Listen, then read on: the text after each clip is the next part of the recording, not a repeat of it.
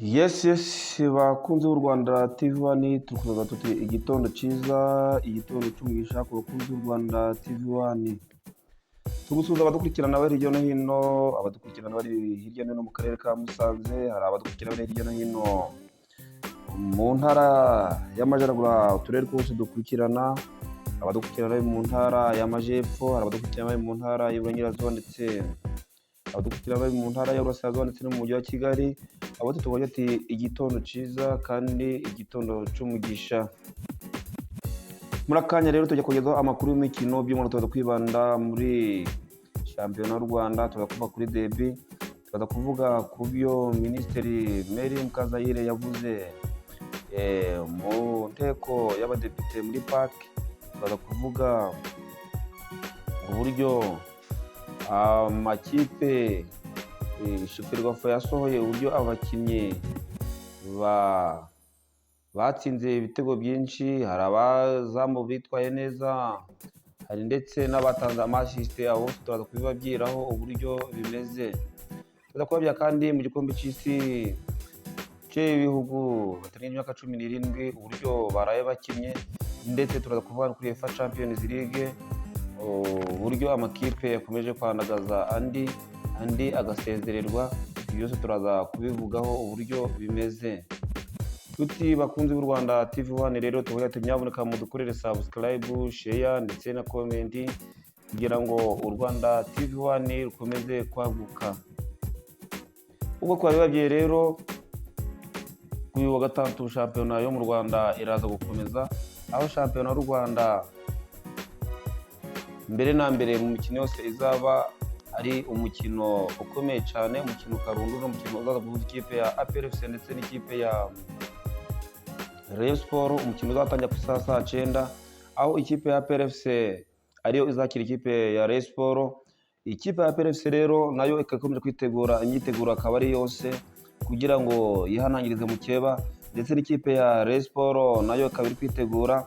By'umwihariko mu kipe ya Rayon Sport abayobozi bayo, abamuvunyi ba Paul Muvunyi n'abandi batandukanye bose bakaba bashireho abakinnyi bayo uduhimbaza musiki dutandukanye, bavuga yuko ikipe yabo nitiramuka itsinda ikipe ya APR FC baraza kubaha agahimbaza musiki gatubutse. Ndetse n'ikipe ya APR FC nayo ikaba nubwo ifite ibibazo byo gutsindwa cyane, nayo abakinnyi bayo nka Jibril Watara wari waravunitse muri Sikafa Kagame Cup nawe akaba yagarutse, akaba ari gukora imyitozo. Ese ni ukwica Rayon Sport mu mutwe cyangwa se kuri uyu wa gatandatu araje mu kibuga yigaragaze? Ni ukubitega amaso tukareba.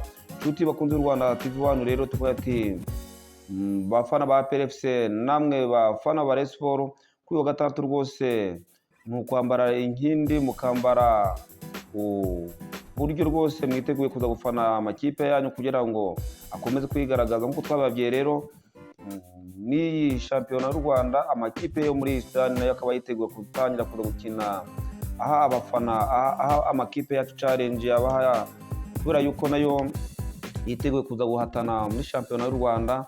Nabyo no kubitega amaso tukareba uburyo amakipe yo mu Rwanda rwose azigaragaza hagati yayo n'amakipe yo muri Sudani abiri ari El Hilal ndetse na El Merreikh. Akaba muzi yuko ari amakipe akomeye cyane muri Afurika, akaba ari amakipe akunze kugera kure muri UEFA Champions League ndetse na CAF Confederation Cup.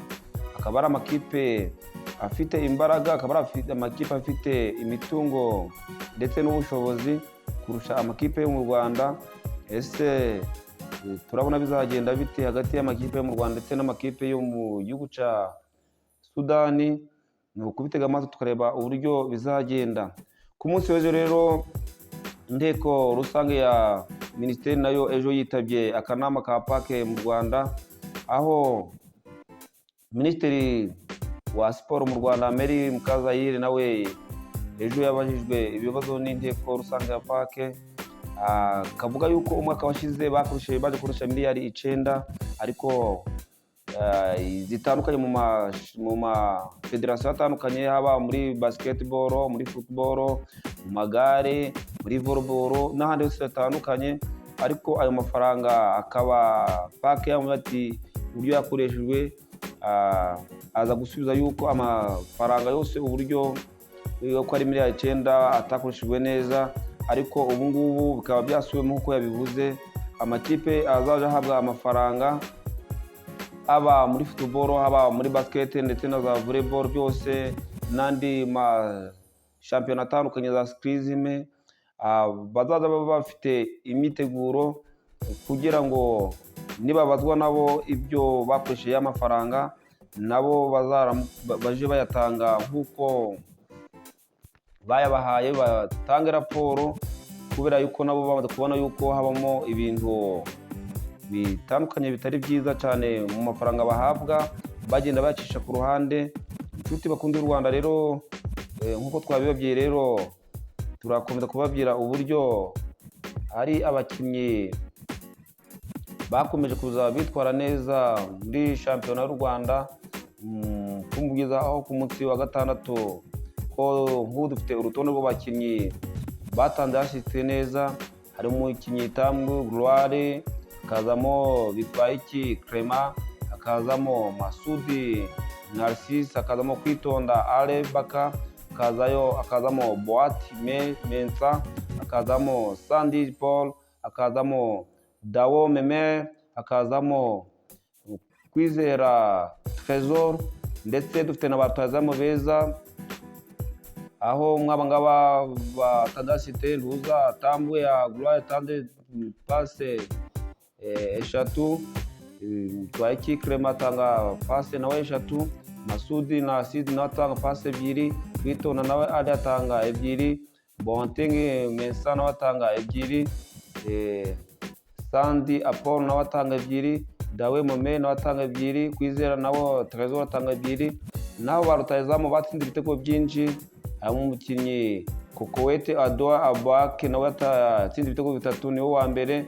Denis Omedi nawe yatsinze ibitego 2, Nduwimana Frank nawe yatsinze ibitego 2, Asumani Ndikumana nawe yatsinze ibitego 2, Tambwe Gloire nawe yatsinze ibitego 2, Aziz Basani nawe yatsinze ibitego 2, Byiringiro Lage nawe yatsinze ibitego 2, Ishimwe Christian nawe yatsinze ibitego 2, Isingizwe Rodrigue nawe yatsinze ibitego 2, Joseph Sanke nawe yatsinze ibitego 2, Ngoko Helevi nawe yatsinze ibitego 2, Mbonyumwami Taiba nawe yatsinze ibitego 2, Nizeyimana Mubaraka nawe yatsinze ibitego 2, ni Bitwayiki Clement nawe yatsinze ibitego 2, Rugwiza Jean Pierre nawe Rubuza Jean Pierre nawe yatsinze ibitego 2, Sahaban nawe Hussein yatsinze ibitego 2, niyo David nawe yatsinze ibitego 2. Hari n'ukuntu abazamu nabo bagiye bitwara neza mu mazamu bakura mu bitego byabazwe. Umuzamu wa mbere ni James Desire nawe yakoze clean sheet 5, Pavel Nzira akora clean sheet 3 nawe, Sayimana Jean Dede nawe akora clean sheet 3 nawe, niyo Ngira Patient nawe akora clean sheet 3 nawe, nawe Gade nawe akora clean sheet 3 nawe. Haza n'umuzamu Dauda Balahen nawe yakoze clean sheet 3, Sebwato Nicolas nawe yakoze clean sheet 3 nawe, akaba umuzamu rwose w'umuhanga wa muzamu wa Mukura Victor Lespo nawe akaba yarakoze clean sheet rwose, akaba n'ibisanga umuzika ari umuzamu w'umuhanga, umuzamu ufite imbaraga, umuzamu uzi kwihagararaho. Nkuko twabibabwiye rero, uyu munsi kuri uyu wa gatatu mu gikombe cy'isi cyakomezaga cy'abatarinda imyaka 17, aho Kazakhstan yaje gukina na Zechia, itsindwa Zechia itsinda Kazakhstan ibitego 6-1. Amerika na Burkina Faso, Amerika itsinda igitego 1, Burkina Faso 1. Kandi mu tsinda E, mu tsinda G, Panama yatsinzwe ibitego 4 na Ireland, Uruguay itsindwa na Uzbekistan ibitego 2-1. Mu tsinda rya K, Canada gutsinda ibitego 2-1 Uganda, France itsinda ibitego 2-0 Chile. Mu tsinda rya L, Australia yaje gutsinda igitego 1-0 Saudi Arabia, Mali itsinda ibitego 3-0 New Zealand, niko amakipe yatsindanye mu gikombe cy'isi batarengeje imyaka 20 kiri kubera muri Qatar. Kuko kwababye rero ifa Champions League ku mugoroba yakomeza wa Paphos FC yatsinze igitego kimwe ku busa Villarreal yo muri Spain. Karabage tsinganya na Chelsea ibitego 2-2. Ajax natsindwa ibitego 3 na Galatasaray. Benfica nayo itsindwa igitego kimwe ku busa na Bayer Leverkusen.